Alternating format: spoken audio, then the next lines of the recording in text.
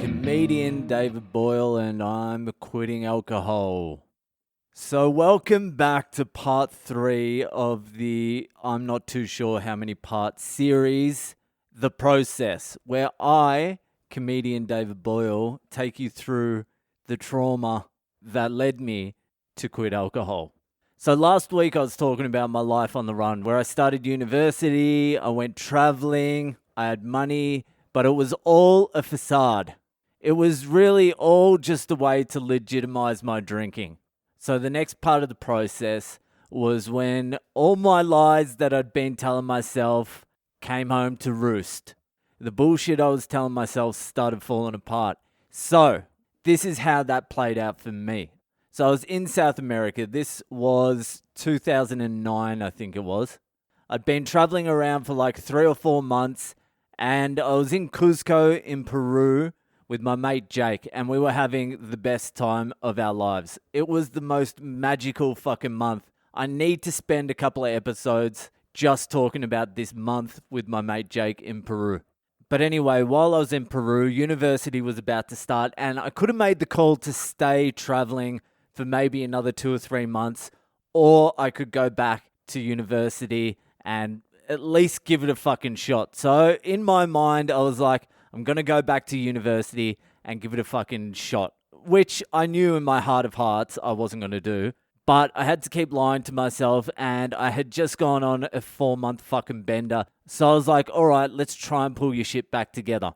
So I left Jake in Cuzco, Peru. There's a story to that as well. It wasn't a fucking easy exit. I've got to talk about that whole fucking series of events at some point. Anyway, I left Jake in Cuzco, flew to Lima, went to Argentina. That's when I got arrested in Argentina and spent a few nights in jail, then flew back to Australia. So by the time I got back to university, the start of university, which I missed the first 2 weeks of university, I'd planned it so I'd miss the first 2 very unimportant weeks of university.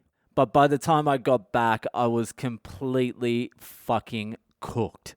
I had fucking pushed myself way too hard, and my neurons and my synapses weren't functioning the way they should be. So the first thing that fell apart was the relationship I was in at the time. I mean, it was a fucking weird relationship, but it was a relationship. So over those 4 months I was away, I had probably called my then girlfriend maybe twice in 4 months. I was sending like emails every now and then, but I called twice. And in my head I was thinking, this is just a big blowout. When I get back, I'll start taking that relationship seriously and it will all be sweet. So I get back and the relationship pretty much falls apart immediately. It should have fallen apart like 2 years previously, but now there was just nothing left of it. With good reason. I just spent 4 months traveling. I went to Thailand, fucking Cambodia, Vietnam, fucking Laos, South America, Peru, Bolivia. I wasn't behaving as though I had a girlfriend. Let's put it that way. But when I got back, I was like, we should really give this a shot. And she wasn't that into it, and I really wasn't that into it either. So it just fell apart. So the other thing that happened before I left was I was living in this house during university. It was a 4-bedroom house. It was like a home to me. I fucking loved the joint. It was as close to a home as I'd felt in fucking years. I loved my housemates. It was like a party house. People would come in and out. It was just fucking great. I loved it. My housemates after a few years were like, it's time for us to move on. So before I left to travel, I had to move out of that house. It hurt at the time, but I didn't give a fuck because I was going traveling. Then when I got back to Bathurst, where I was doing university, I had nowhere to stay. I even forgot I had no house.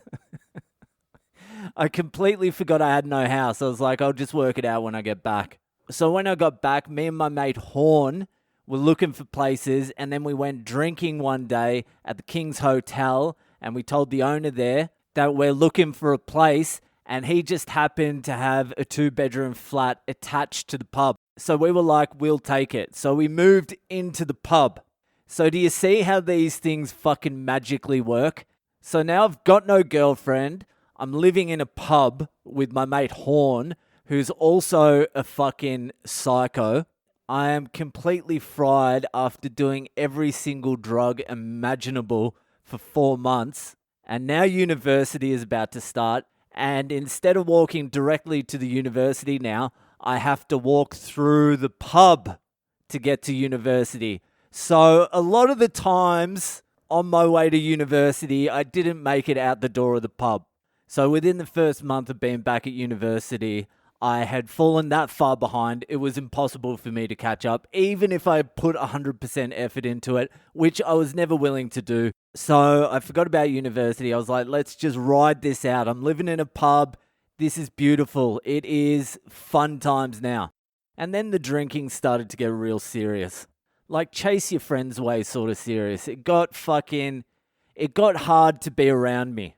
So after living in the pub for a few months, I was like, I'm not too sure if I'm going to be able to finish university. I had a look into it and I had passed just over a semester in 3 years. I'd passed 6 subjects in 3 years. So a semester is 4 subjects. I passed 6 out of 24. So I'm looking at that going, I've got another 2.5 years of full-time university to go. And at that point, all my friends, all my best mates, who I was actively chasing away as well with my fucking drinking, they were in like their final year. So I had to face the reality that if I want to finish my degree, I'm going to have to spend the best part of 2 years in Bathurst by myself, while all my friends had finished their degree and moved on with their lives somewhere else. I would be stuck in Bathurst. So the reality I had to face there was I was just not going to do that. There was no fucking way I was going to do that. So I decided not to enroll for the next semester, and I pulled out of 2 of the subjects that I was definitely failing already, and I kept 2 because I thought I would maybe be able to pass 2, which I didn't. I failed both of them. I didn't even do anything for them. So now I'm not doing university either. So essentially now the sobering fucking reality for me is I'm a 25-year-old guy. I might have been 24. I might have been 24 and a half. But let's just call it 25. It doesn't really matter. I'm a 25-year-old guy. I have no skills. I have no university degree. I have no girlfriend. I'm chasing my friends away. I'm an alcoholic, or at least borderline alcoholic. I would say I was an alcoholic at that point. And I'm living in a fucking pub. The only thing I had going for me was I had a little bit of money because I was a thief. So I was an alcoholic, lonely thief living in a fucking pub in Bathurst. That was the reality. There were no more lies left to tell myself. That was it. That was who I was. And still, quitting drinking had not really entered my head yet. I was still having some good times, but those good times were getting darker. Like I was starting to push to more and more extremes just to get my kicks. I was getting into more fights, got my ass kicked a couple of times. Should have been many, many more times than that. But I was not in a good state. The lies had peeled away and revealed to myself that I was a fucking loser. A drunk fucking loser. But because I was drinking, I was still in denial. I still thought I was fucking awesome. I wasn't, but I still thought I was fucking awesome. So the next period for me was a series of bad acid trips. It was like me having to face the truth, and it was a brutal period. It was rough. So I guess the next part of the process is facing the truth. Anyway, that will do for tonight. Enjoy the rest of your weekend, and I'll see you the fuck later.